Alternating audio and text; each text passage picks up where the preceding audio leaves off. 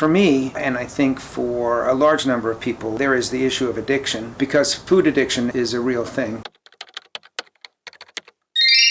Hi, this is Dr. Alan Lifton from Brain-Splained. I wanted to talk about my obesity because maybe it'll help some people. I don't have it, okay? Here I am.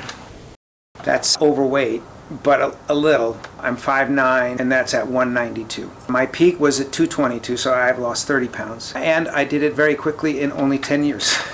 At 3 pounds a year after year. And in another 4 pounds, I will no longer be overweight. I'll be at the very, very top of normal. I'm at the very, very bottom of overweight. I'm just a little tiny bit overweight.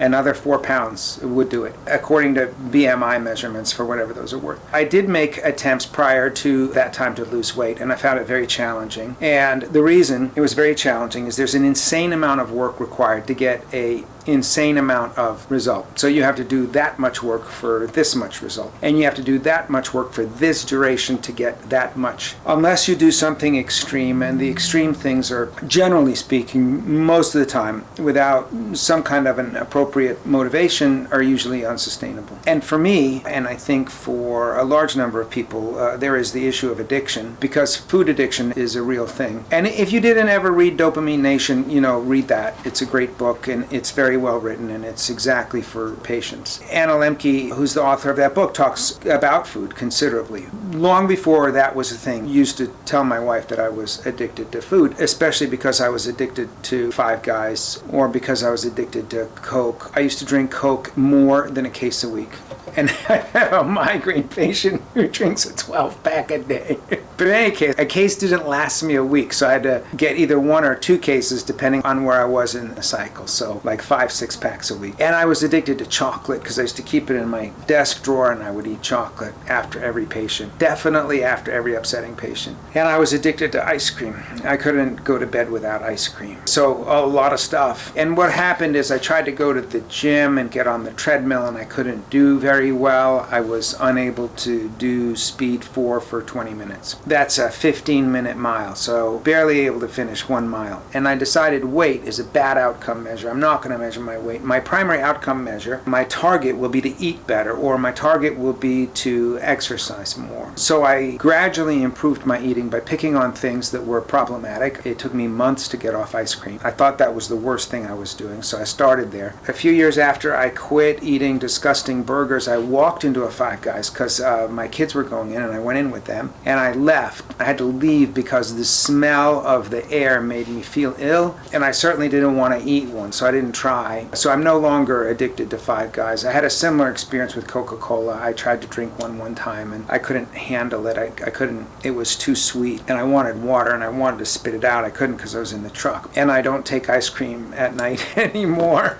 So my eating just got better and better and better. I eat healthier. And for a long time, I didn't weigh myself. Sometimes I didn't weigh myself for 3 months, 6 months, a year, because I was avoiding that issue because it wasn't my primary outcome measure. Although after I lost about 10 pounds, I didn't mind that so much anymore. And the same thing happened with exercise, right? I used to not lift any weights, and I lift weights 3 or 4 times a week. I go on the treadmill now, and I do 30 minutes speed 4 for warm up. and I usually do intervals on the treadmill, which is a dumb way to do intervals, but I do it anyway. When I run or jog, I can go for 30 minutes at speed 6 and likely more. I can do more. On occasion, I've done 40 minutes, but obviously substantial gains in both of those areas. And I almost sometimes do yoga. I can't say I do that with any regularity, but at least I would say at least twice a month I do it. I'm working on that.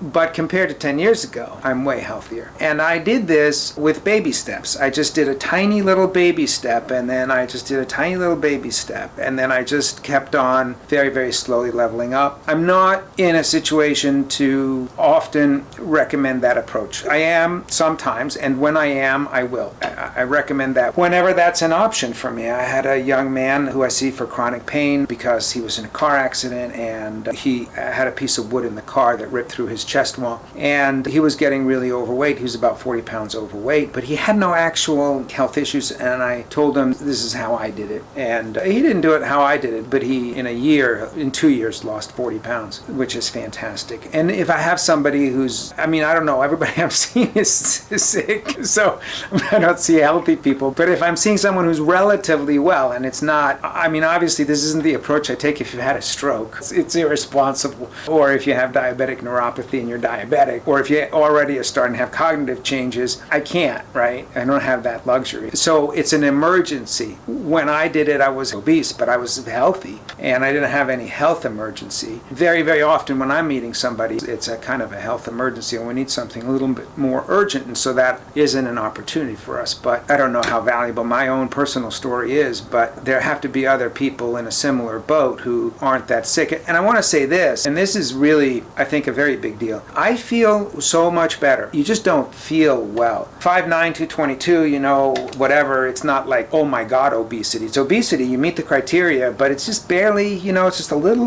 bit of obesity. But when you lose 30 pounds, and especially when you eat right, we food prep once a week. We used to do it on weekends, and now it's one of the days after work. And we, for 2 people, make 4 of those giant baking sheets of roasted vegetables, like 6-7 pounds of vegetables. I think I eat a pound a day of vegetables. It's awful. That's the thing. It's 5 to 7 servings a day, and it's 3 ounces a serving. So it's 5 times 3 is 15, and 7 times 3 is 21, and a pound is 16 ounces. So you're supposed to be eating a pound a day of vegetables. It makes you feel better. It does something. And you feel brighter, and you feel more energetic. And I think also, you feel a lot happier. I used to eat a lot of garbage, and you don't feel well. But you don't know, because you always don't feel well. I am still addicted to Red Bull. I go weeks without Red Bull. I can go 2 weeks without one, I think, but that does not prove I'm not addicted. I am so addicted to it. And when I'm going in the garden for a big garden day, this is a giant one, this is a 12-ounce one, I can drink 2 of these in a day. You don't do what I do. Anyway, that's what happened with my obesity. I hope that's brain explained.